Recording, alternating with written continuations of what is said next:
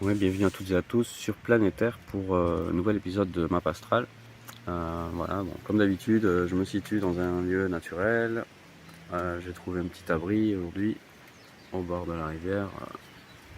Et on a la carte sous les yeux ici.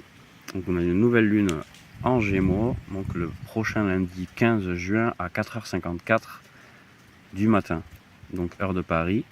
Donc je vous rappelle que ces analyses nouvelle lune et pleine lune que je réalise 2 fois par mois, elle concerne essentiellement la zone France, donc Paris et zone France et alentour, tout ce qui est de l'ordre du fuseau horaire en question.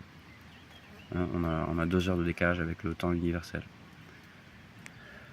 Bon, même si une partie effectivement de l'interprétation peut s'observer, enfin, se recevoir sur un plan plus global, parce que lorsqu'on parle d'une planète dans un signe, lorsqu'on parle d'aspect entre planètes, etc., sans prendre en considération les maisons, on va parler d'une analyse beaucoup plus planétaire et globale, hein, qui est la même pour toute la planète finalement. Ce qui se passe, c'est que ça évolue, ça change en fonction de là où on se situe, et puis ça va aussi énormément changer le sens pour chaque individu, puisque chaque individu est né à un moment précis qui effectivement le marque la vie et le destin de cette personne, même si ça ne suffira pas d'analyser cette carte natale, puisqu'en fait après on a les progressions, la carte elle progresse finalement, on a les progressions secondaires, donc c'est super important de regarder ces progressions secondaires, et puis aussi les transits dans le ciel, puisque c'est aussi eux qui vont marquer les événements de manière plus concrète, plus explicite, plus facile à analyser finalement sur le terrain, dans la vie de tous les jours, dans notre quotidien. Après, les progressions secondaires, elles vont nous apporter quand même une compréhension beaucoup plus profonde, beaucoup plus subtile et en même temps beaucoup plus précise en fait de ce qu'on vient réaliser. En accouplant bien sûr cette analyse, cette interprétation avec l'analyse, l'étude des transits. Voilà. Donc venons-en à cette nouvelle lune en Gémeaux, qui est un signe d'air mutable, le premier signe d'air du zodiaque, le premier signe mutable également du zodiaque. Donc on parle d'une saison qui effectivement se termine, qui est le printemps dans l'hémisphère nord en tout cas, afin de se préparer pour l'été. Donc on sait que le bélier, un signe cardinal, démarre le printemps, ensuite le cancer démarre l'été, ensuite nous avons la balance qui démarre l'automne et enfin le capricorne qui démarre l'hiver. Donc là, juste avant effectivement de démarrer cet été ici en France, on a cette nouvelle lune qui est dans les derniers degrés du signe des Gémeaux. Donc il y a une préparation et une mutation d'une certaine manière, une préparation pour l'été.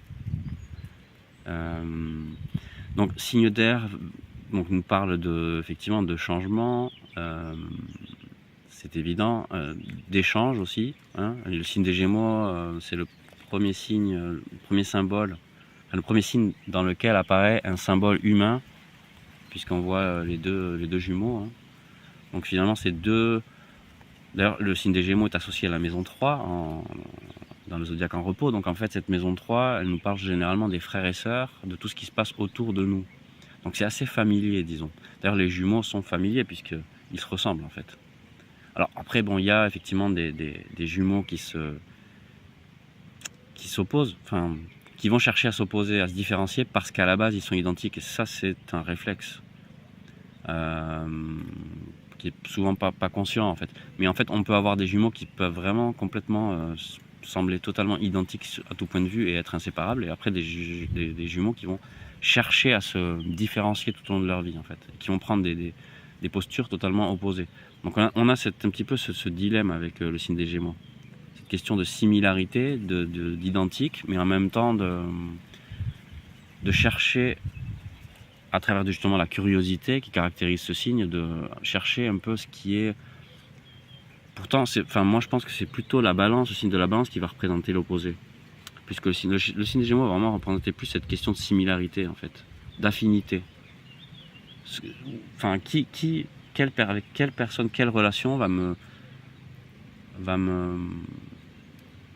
faire sentir en famille, en fait, me faire sentir à l'aise, en lien à quelque chose que je connais, en fait.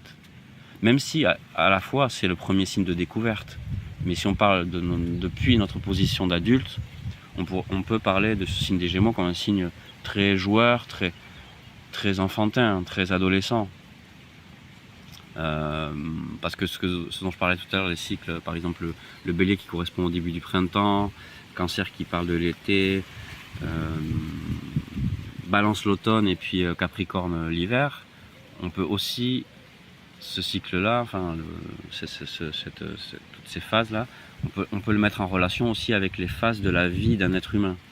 La naissance, ici, entre le point entre Poisson et Bélier qui correspond dans le zodiaque en repos à l'ascendant. C'est pour ça qu'on parle toujours de l'ascendance et la naissance.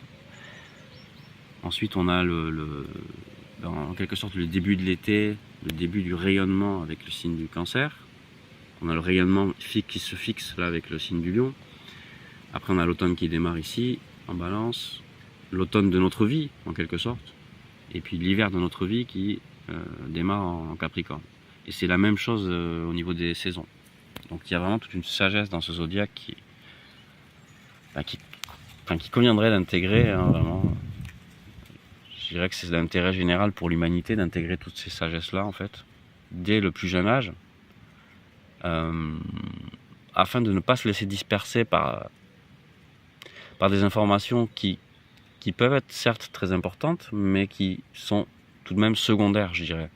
Parce que finalement, qu'est-ce qui importe sur cette planète, en fait, c'est de comprendre qui l'on est, et comprendre où on est, et pourquoi on est là, et où on va, et qu'est-ce qu'on vient faire sur cette planète, en fait. Donc c'est important de comprendre comment elle est constituée, cette planète, et comment est constitué aussi l'univers dans son ensemble, en fait, et les cycles, ce qui se passe dans le ciel, c'est aussi très important, parce qu'en fait, ça marque notre quotidien, qu'on en soit conscient ou non, de toute façon ça le marque en fait. Donc voilà, ici je parlais donc de cette mutabilité avec cette nouvelle lune. Je rappelle, hein, nouvelle lune, c'est le soleil, la conscience, quelque chose qui brille, qui est conscient, qui est à la lumière en fait. La lumière, elle est claire, et la lune, c'est qui n'est pas conscient à la base, mais qui peut être éclairé par la conscience du soleil, en fait. Donc c'est pour ça qu'on parle des eaux internes, parce que la lune, elle régit nos eaux internes. La lune gouverne le signe du Cancer, justement. Il y a une question de que ça se cache, hein, le crabe, il se cache généralement. J'aime bien utiliser cet exemple parce que le crabe, il se cache. Il sort quand il se sent à l'aise, en sécurité. Et dès qu'il sent qu'il est menacé, il se renferme dans sa carapace, en fait, et il va se cacher. Donc vraiment, la maison 4, d'ailleurs, dans le zodiaque en repos, elle est en analogie avec ce signe du Cancer. Et cette lune qui gouverne ce signe du Cancer, il y a une question de confort, d'intimité, finalement. Chercher à se reconnecter avec la source, l'origine. Ma source, ma base, mon origine. Donc effectivement, bon, la mère, la Cancer, ça nous parle aussi de maternité beaucoup, de protection, parce qu'effectivement c'est là où on se sent protégé, dans notre cocon, dans notre base, là où on se réfugie d'une certaine manière. Capricorne par exemple, ça va être tout l'inverse. Ça va être, de toute façon Capricorne représente la structure de la civilisation, représente la maison 10 dans la zodiaque en repos, qui est on est à découvert totalement en fait. Ça nous parle aussi du haut de la montagne, hein, donc quand on va en haut de la montagne, on va escalader une montagne, en fait on est plus vulnérable, disons.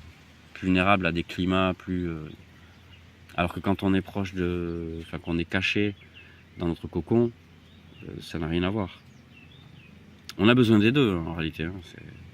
Encore une fois, les polarités, c'est toujours très intéressant de les étudier et de les comprendre. D'ailleurs, j'en parle dans mon livre Planétaire, Message pour l'humanité, donc hein, que vous pouvez vous procurer, vous pouvez commander. J'en profite pour passer le message, n'hésitez pas.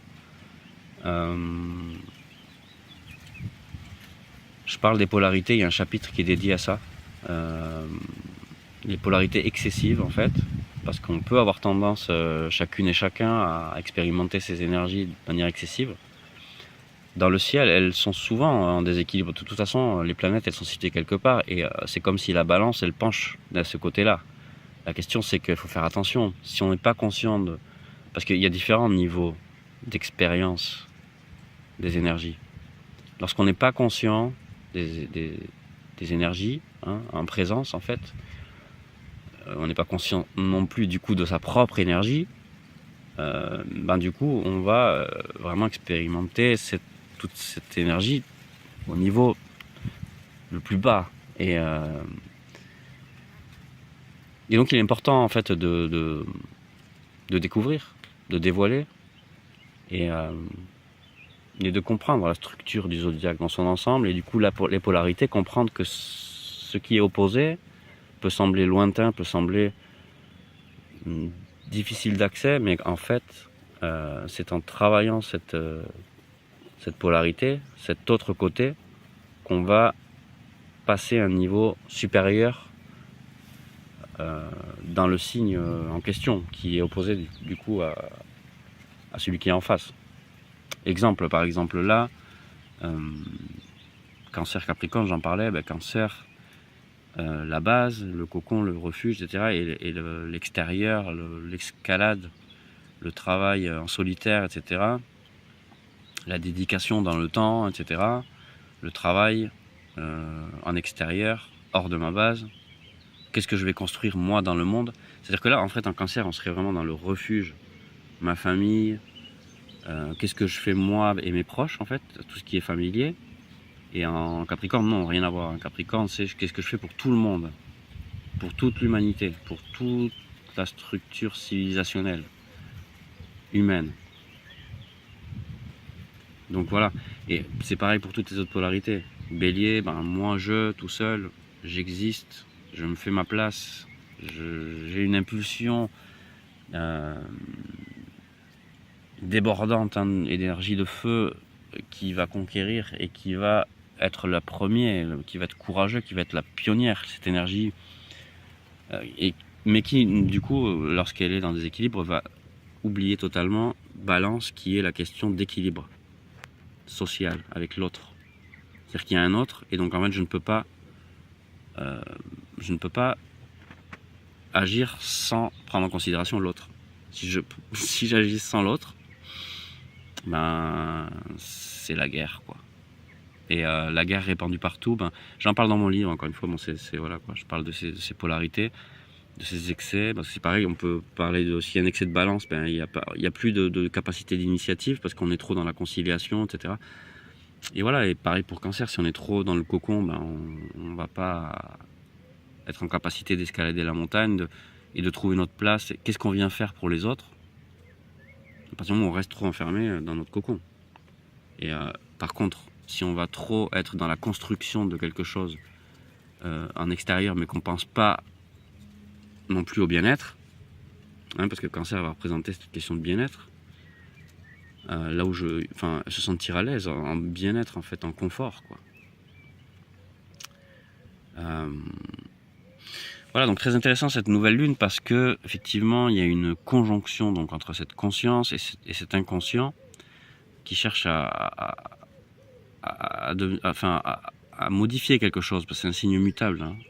Il cherche à découvrir quelque chose. Il y a une question d'investigation avec le signe des Gémeaux. Et en fait, Gémeaux, il est gouverné par Mercure. Cette planète Mercure, planète du mental aussi, du messager des dieux, Hermès. En fait, il fait le lien, ce Mercure, entre les différents mondes, entre le monde du divin et les humains. Clairement, c'est sa fonction. Donc en fait, il va chercher à rendre conscient là où il se situe, en fait. Parce que là, quel est le lien? Lui, il va chercher... le Mercure, lui, il amène les messages en fonction de là où il se situe. Il va amener le message. Donc là, par exemple, Mercure, il se situe en Cancer, justement, le domaine de la Lune. Justement, cette nouvelle lune, justement, Cancer gouverné par la lune en Gémeaux, mon Mercure, il va chercher les informations sur le plan de cette base, de cette origine, de ce confort, de cette intimité dont on a tous besoin, se sentir à l'aise. Et là, c'est dans la maison 3 de cette carte, donc il y a une question de mouvement avec la maison 3, de qu'est-ce qui se passe autour de nous.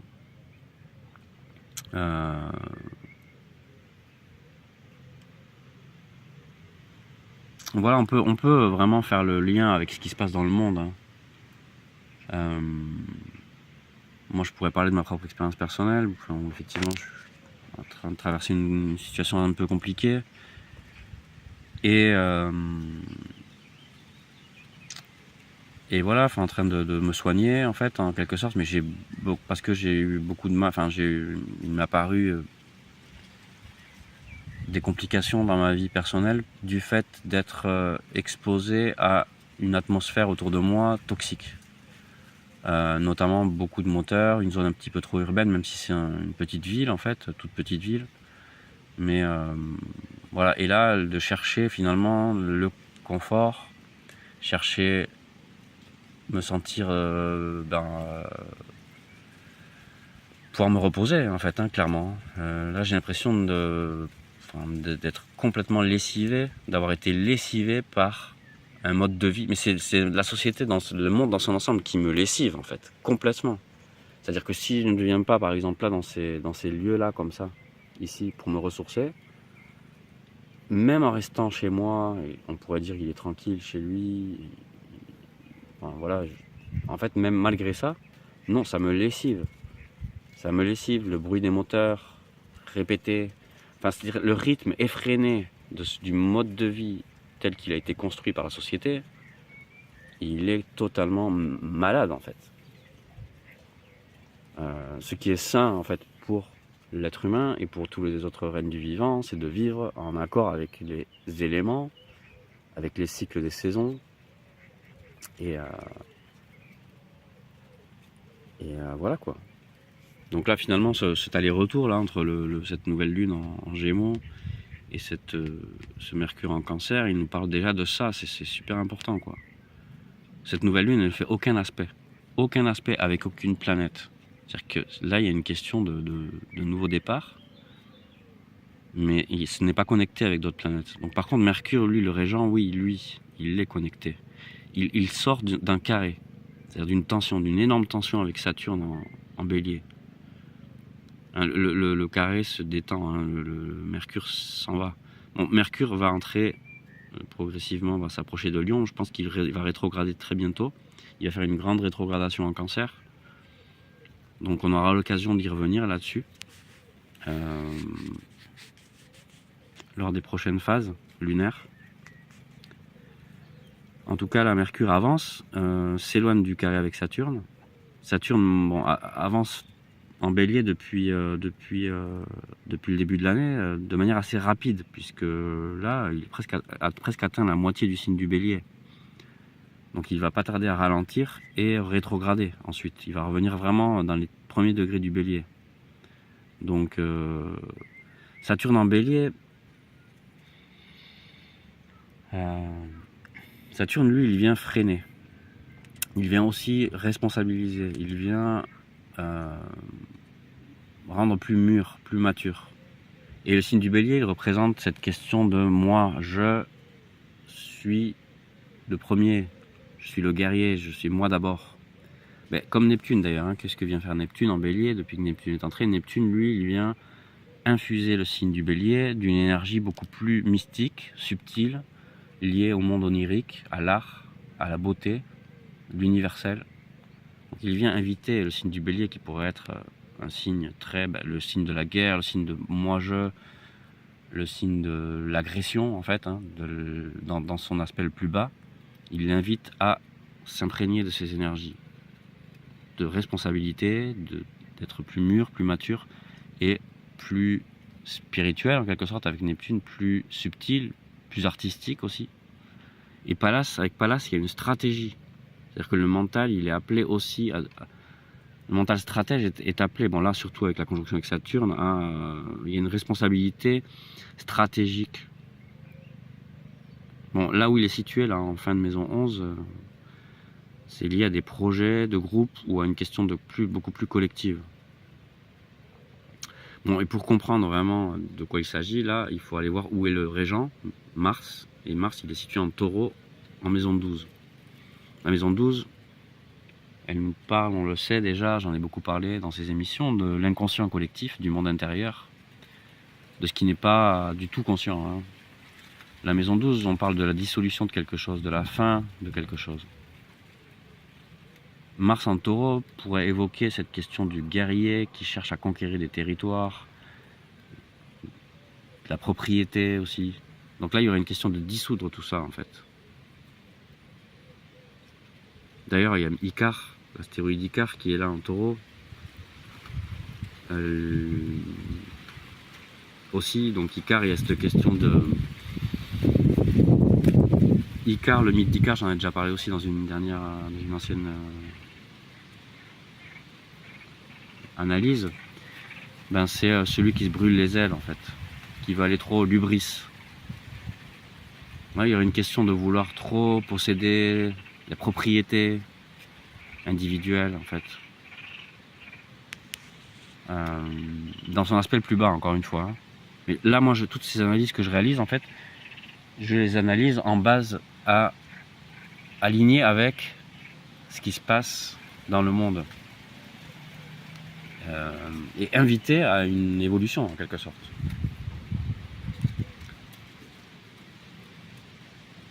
Donc là, Mars en Taureau, avec Icare, pas très loin, en maison 12.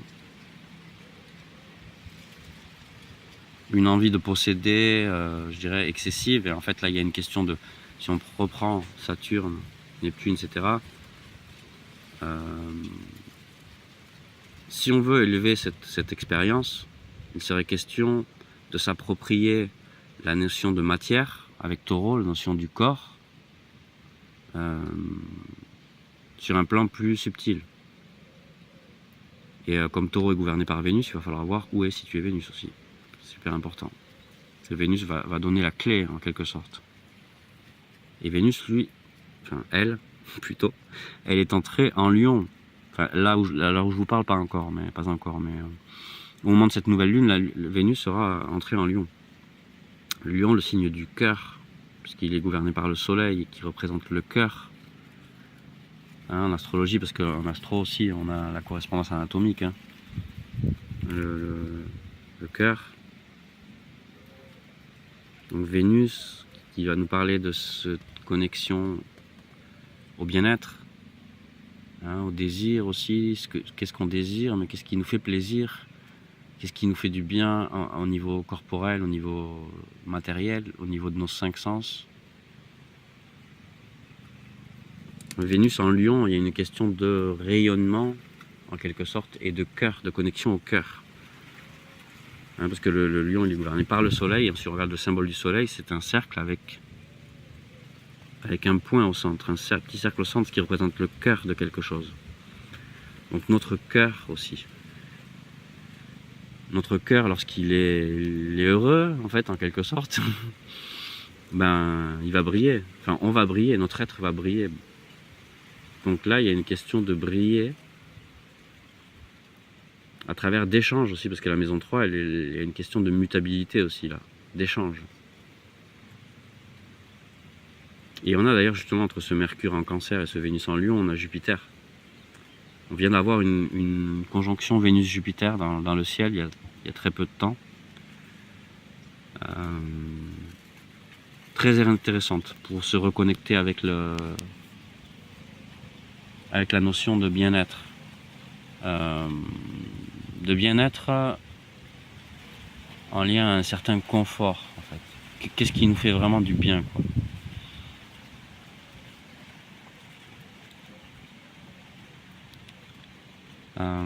Donc cette Vénus, elle arrive tout doucement à une opposition avec Pluton, qui est rétrograde en Verseau. Pluton qui est situé là du coup tout en haut, dans le ciel.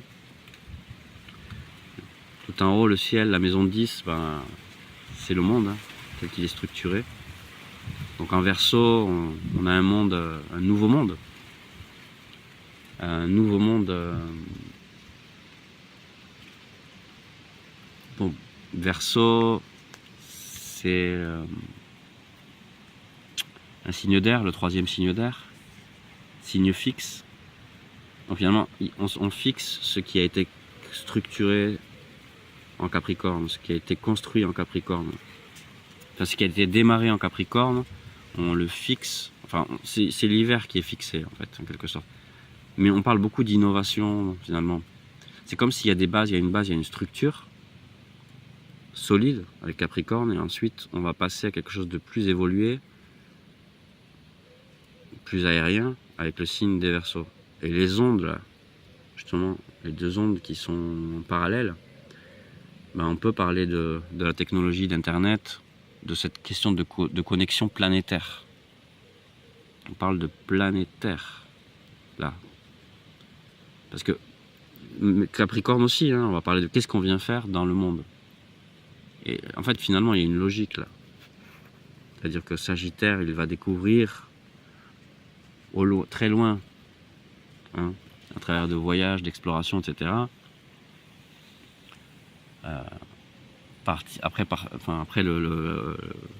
Après le dépouillement, le changement de peau du Scorpion, part en voyage, dépouillé de toutes ses peurs, hein, parce qu'en Scorpion, on évacue, on élimine les peurs. On fusionne, à travers de la fusion, généralement avec ce qui n'est pas moi. Je fusionne avec l'autre, donc je perds ma peau. Et ensuite, en Sagittaire, on va du coup pouvoir explorer.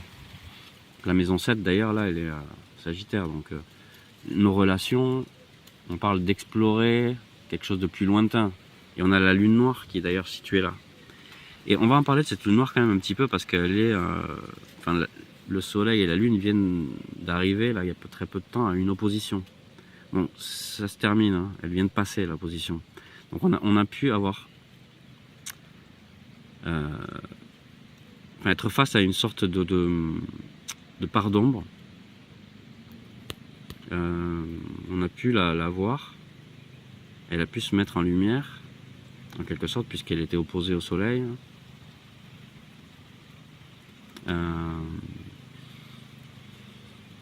Et voilà, là il est question de la rendre peut-être plus consciente, quoi. Et donc cette lune noire, elle est gouvernée par Jupiter, qui nous parle justement de notre origine.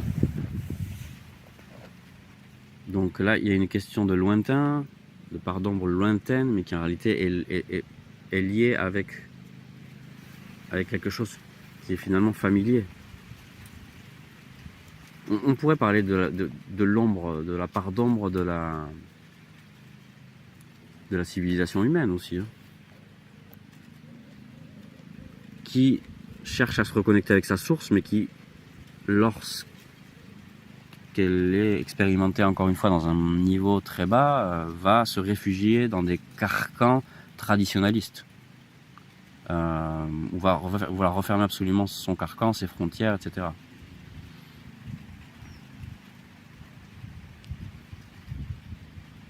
Parce que c'est nécessaire, j'en ai parlé tout à l'heure, hein, la question de se sentir à l'aise. Mais en fait, se sentir à l'aise ne veut pas forcément dire se sentir à l'aise avec ses proches, avec ce que j'ai toujours connu. Parce que ce que j'ai toujours connu, parfois, il y a besoin de le rendre mutable, justement, avec cette nouvelle lune en Gémeaux. D'ailleurs, Uranus, là, qui nous parle qui est justement la planète qui gouverne le signe du Verseau, cette maison 10 dont on parlait tout à l'heure, où est situé Pluton, qui transforme, lui, Pluton depuis les profondeurs. Il est gouverné, donc cette maison 10, cette construction du monde, elle est gouvernée par Uranus. Et Uranus, là, il est tout proche de l'ascendant. Donc là, il est très fort quand il est tout proche de l'ascendant, mais qu'il est en maison 12, il est inconscient, mais très très fort. Très puissant, c'est cette énergie. Parce qu'elle se déploie sans contrôle, en fait. Et Uranus, hein, ben c'est quand même... on peut parler d'Internet, des réseaux. Notre capacité aussi inventive. Une capacité à avoir des révélations aussi. Donc c'est des révélations intérieures, là, ici. Et bon, c'est un beau trigone, en plus, hein, Uranus fait un trigone avec Pluton, hein, donc là, il y a une possible régénération de la société humaine, hein, d'un point de vue planétaire.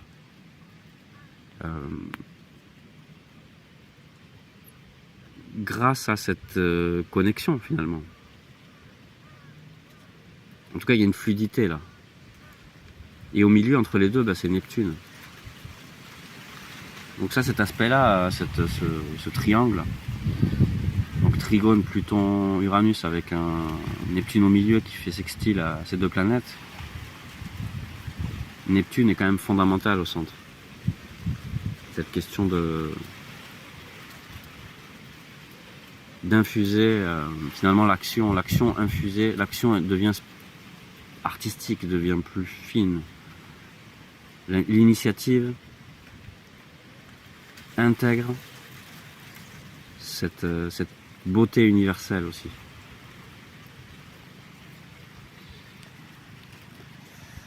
Bon, je crois que c'est tout pour aujourd'hui. Voilà, bah, je vous invite à vous abonner, à partager autour de vous. Et là, comme on peut voir, ben, il y a de l'air. C'est l'ère des Gémeaux, l'ère du changement. Donc on respire, on se purifie, on éloigne les mauvaises pensées,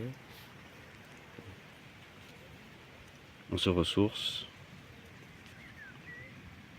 on s'abonne à Planétaire.